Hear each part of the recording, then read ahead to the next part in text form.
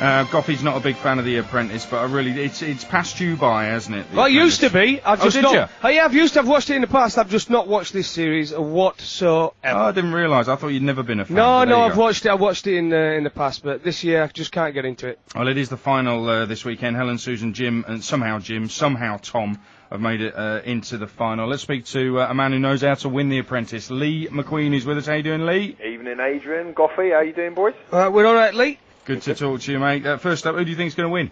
Tom, the man who's lost more than any other. How is that? I'll tell you what, it's a weird thing, guys, because this year, because the format's so different, £250,000 investment, they're doing the business plans effectively at the end of the task. The last task is the business plans. Everything rides on the business plans, and I'm not going to give any spoiler information out today to the listeners or anything. I don't know anything about this series, but I have worked for Lord Sugar for 2 years, and it's something you said a couple of episodes ago. Sorry, Goughy, you won't know this. You haven't watched this years. No.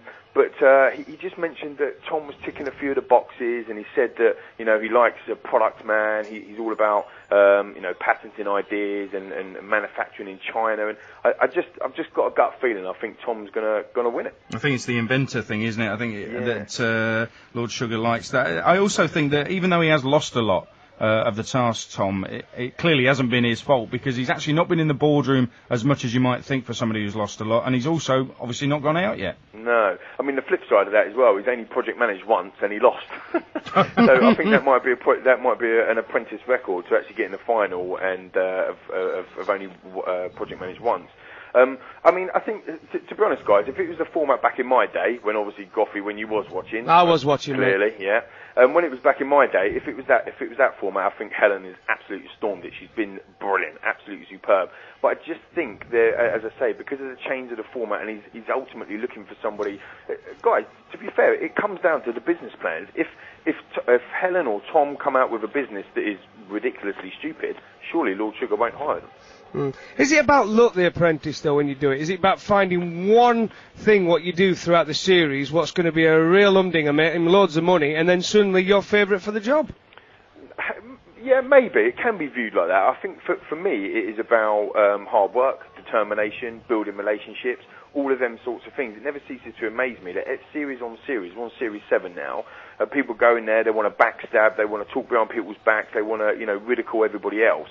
When actually, if you worked as a team, just like in sports, if you work together as a unit, you work together as a team, you end up winning the task, and therefore you can't get fired.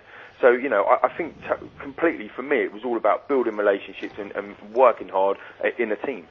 Lee, when you won it, I thought you were a bit of a chancer, mate, to be fair. But Jim, how he has got this far, I don't know. And in fact, one of the things that I don't particularly like about this series is that it's got a little more personal. There's been some personal attacks that I haven't really seen before. There's been the odd one before, but I think they've been regular. Even Tom joined in one week. But Jim's done it a few times now, and it's a little bit unsavoury for me. Yeah, I mean, that was one thing, thanks for that, Adrian, by the way. That's all right, mate. Answer for Lee. But, yeah, I mean, from Jim's point of view, he's got some kind of, some good traits, some sales, that type of, I suppose you can call it camaraderie or whatever. But there has been a couple of underhand things, which, again, there's no place for that. And there's no place for that in a reality TV show, Apprentice, whatever, but there's certainly no place for that in business. And that won't have passed Lord Sugar by, I can guarantee that. When you worked for Lord Sugar, did you have much contact with him when you were employed by him, or it was just a case of he employed you and then you were just in charge of something, or you were under someone else and you never really saw him at work? Yeah, no, absolutely. I mean, the myth is that you get swept into the broom cupboard somewhere and you never see him. No, I'll blow it out of the water. I saw Lord Sugar for the first 7 or 8 months of my employment there. We set up a digital media business from scratch, so I kind of got the best of both worlds. I was salaried, but I was also setting up a business from scratch like these guys are doing. And I saw Lord Sugar probably 2-3 times a week. And then after the initial inception of actually growing the business and making the product itself and taking that to market, obviously you get on with the job at hand effectively, and that's losing away. But one thing about Lord Sugar is meticulous to detail. He knows his market really, really well, and he's very, very knowledgeable and very, very meticulous when it comes to products and services. And is it true that you did phone in sick first day? No. It's I did miss effectively a few days' work. Yes, that is true. But it wasn't true that it was my first day. Okay, fair enough. There's a couple from our listeners. I'll just throw at you very quickly. Yeah, no worries. Gary says, roughly what percentage of boardroom time is shown on TV? Oof, very, very small. It's always going to be edited, isn't it? Yeah, it's edited. And for you guys, you obviously know, working in the media and stuff like that, we film probably about 3 hours of boardroom. 3 hours, and about 10 minutes gets shown. Wow. So it is a huge Does it alter the amount picture of editing. dramatically from what you actually go through to what you see on TV? No, I wouldn't say that either. I would say, there's not anything that goes on that's kind of cut. Can you do that again? Can you reinvent that? Nothing like that goes on. What's filmed is what actually happens. It's just then they cut out and they edit what they need to do. I mean, I think the editing, I'm not in production, so forgive me, but I think the editing for The Apprentice goes on for about 3-4 months or so in order to make sure that they can make the right program. And another question from Gary: are contestants encouraged to attack each other, or does it happen naturally? I think it's definitely not encouraged, but what you guys and the listeners need to realise with The Apprentice is that you are put under extreme pressure. You don't get given days off. You work tasks back to back, so it's not as if you work for 3 days and then you have 4 days off. You're filming tasks back to back.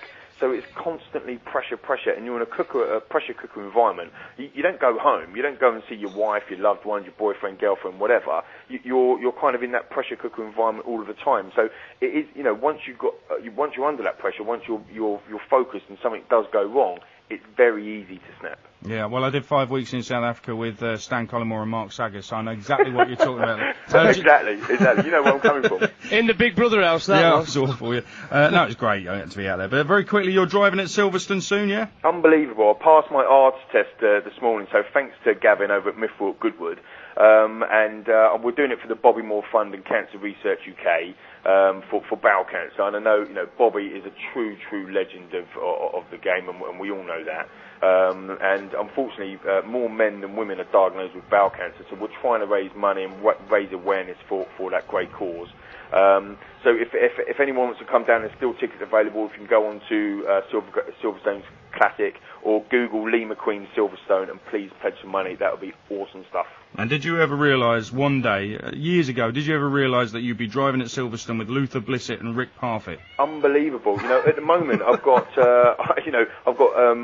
Brendan Cole, who you know well, Goughy. Yeah, I know Brendan. Cole. I've raced at Silverstone as well. It's fantastic. Oh, Isn't it? It's I can't great wait. experience. Yeah. I'm really, I was nervous when I had to do my ARDS, my licence test. So it was like kind of my exam. And for those of you who remember me, that's only braking though, mate. You only have to know how to brake on the corners and know the safety and know the colour of the flags. It's not that hard. No, I know, but I was a bit nervous, Gough. I've got to admit. And then, I've come through it by flying colours. But at the moment, Heston Blumenthal and Brendan Cole are smashing me on my fundraising. So I need to get up. I need to get the listeners to donate to me, please.